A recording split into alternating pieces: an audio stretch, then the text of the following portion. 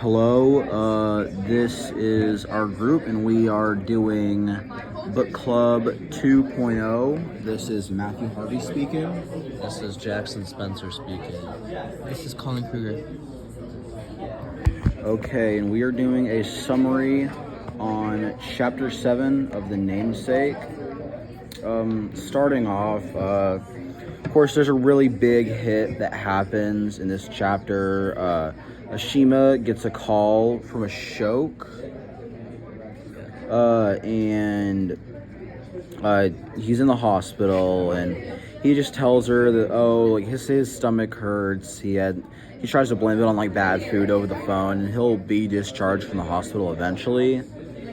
And that goes on for a while, and then Ashima. She starts to get worried. She starts calling the hospital a couple times, and she's really nervous, and they eventually call her back, and surprisingly they just flat out say that Ashoke has died, or the way they put it, they said he was expired. Of course, that really shocked Ashima because, her husband died. What are you going to do about that? It was just a really big hit to the family. And then Gogol, he gets back with Maxine, and then that hits him super hard as well.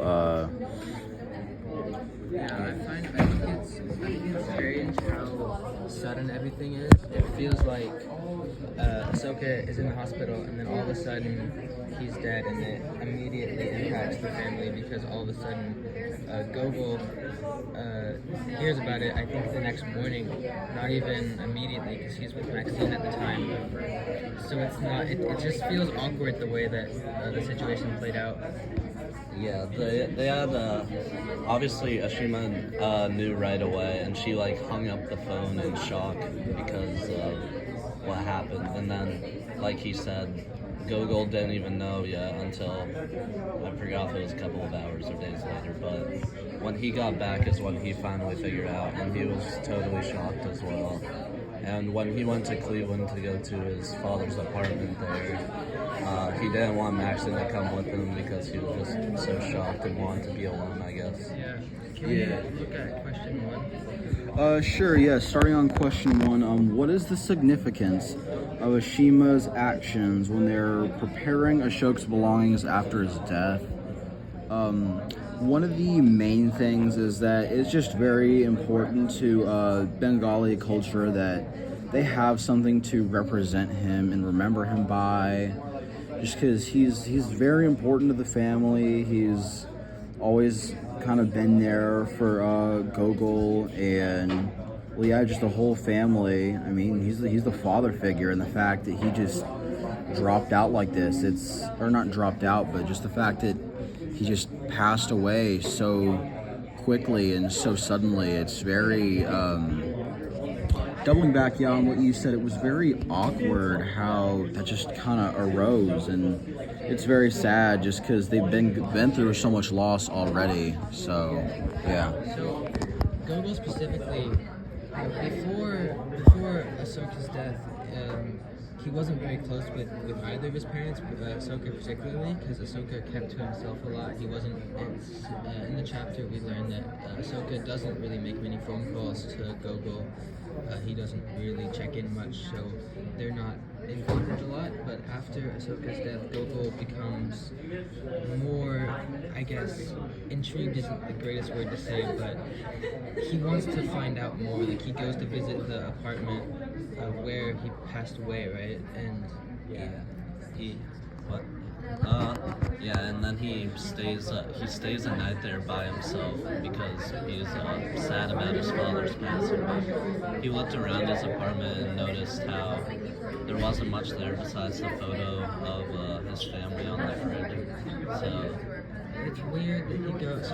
It's not weird, but before his death, he goes from not being very close with either of his parents, Ahsoka particularly, and then after his death, all of a sudden I think it's his way of dealing with the grief is his wanting to find out as much as he can. So visiting the apartment was that. Yeah. So then he starts spending more time with his family. He spends time in Boston for the next few weeks, kind of distancing himself from Maxine.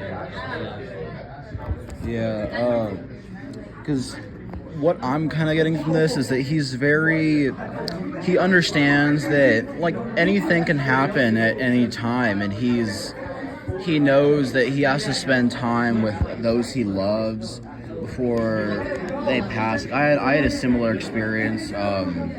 One of my family members passed away very recently, and that just kind of set off a light bulb in myself that like I have to go out and interact, and I have to treasure these special memories that I have with people while they're still around. And that kind of leads on to question 2. How does Gogol's perspective on his father change in the chapter?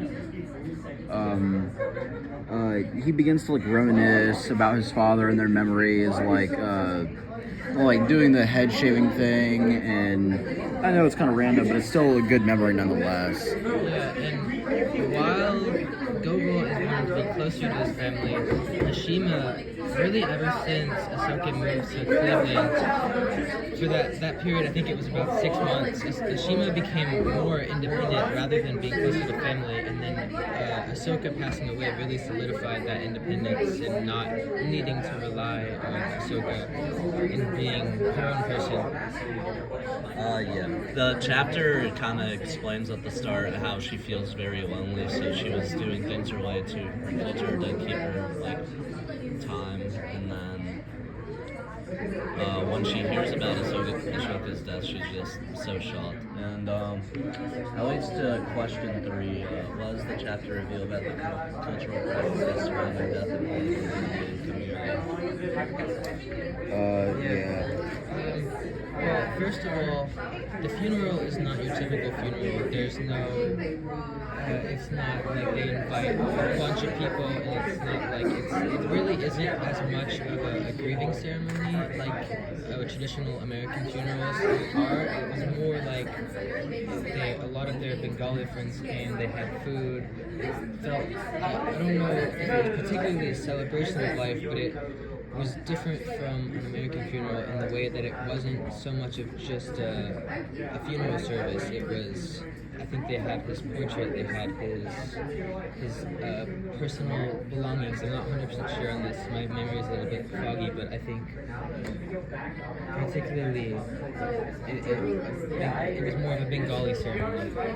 Yeah, for sure, because like you said, it feels very different from an American funeral, and it's more of a celebration of life rather than like a service on his death. So. Yeah. So on the second part of question 3, it does say like, how would you compare this to your own culture? And of course, yeah, in American culture, I guess based on the funerals I've been to, there aren't really any like personal items presented there.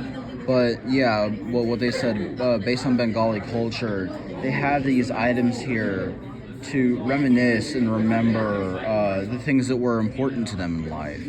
And that's just really special how they do it differently in their culture.